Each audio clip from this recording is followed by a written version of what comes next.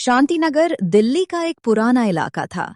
यहाँ आलीशान कोठियां थीं, लेकिन कई सालों से कुछ मकान खाली पड़े रहते थे। संदीप, जो पेशे से बैंक मैनेजर था, नई पोस्टिंग पर दिल्ली आया था और घर की तलाश कर रहा था। उसे एक पुराने बंगले का ऑफर मिला। बंगला बहुत बड़ा था, लकड़ी की सीढ़ियां, ऊंची खिड़कियां और संगमरमर का फर्श। मकान मालिक शर्मा अंकल बहुत ही शांत और दयालु स्वभाव के थे। अंकल, इतना बड़ा बंगला, किराया कितना लेंगे? बेटा, जैसा ठीक लगे दे देना। पैसे की मुझे अब कोई जरूरत नहीं, बस घर खाली न रहे। संदीप को यह सुनकर हैरानी हुई, लेकिन उसने सोचा, इतना अच्छा बंगला छोड़ना बेवकूफी होगी।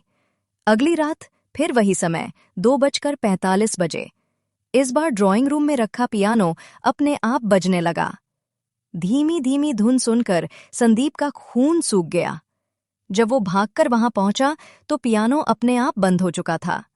अब उसे यकीन हो गया कि इस बंगले में कुछ तो है। संदीप ने पड़ोस की एक आंटी, मित्तल आंटी से पूछ ही लिया। आंटी चुप हो गईं, फिर धीरे से बोलीं, बेटा, इस बंगले में पहले वर्मा परिवार रहता था। उनकी बेटी राधिका को पियानो बजाने का बहुत शौक था। एक रात आग लग गई और राधिका उसी कमरे में जलकर मर गई।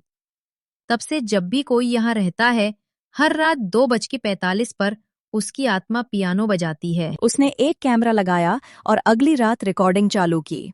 जैसे ही 2:45 घड़ी बजी, कैमरे में एक सफेद साया पियानो पर बैठा दिखाई दिया। उसकी उंगलियां अपने आप चल रही थीं। फिर अचानक उस भूतिया आकृति ने कैमरे की ओर देखा और कैमरा अपने आप बंद हो गया। संदीप को महसूस हुआ जैसे कोई उसके कमरे में ही खड़ा है। आखिरकार संदीप ने एक पंडित जी को बुलाया। रात के उसी समय हवन शुरू हुआ। जैसे ही मंत्रोच्चार हुआ, पियानो अपने आप बजने लगा और एक लड़की की तेज चीख सुनाई दी। कुछ ही देर में पूरा बंगला ठंडी हवा से भर गया और राधिका की आत्मा गायब हो गई। पंडित जी बोले, उसकी आत्मा को शांति मिली है, लेकिन ये घर अब भी अपवित्र है। यहां रहना किसी के लिए सुरक्षित नहीं।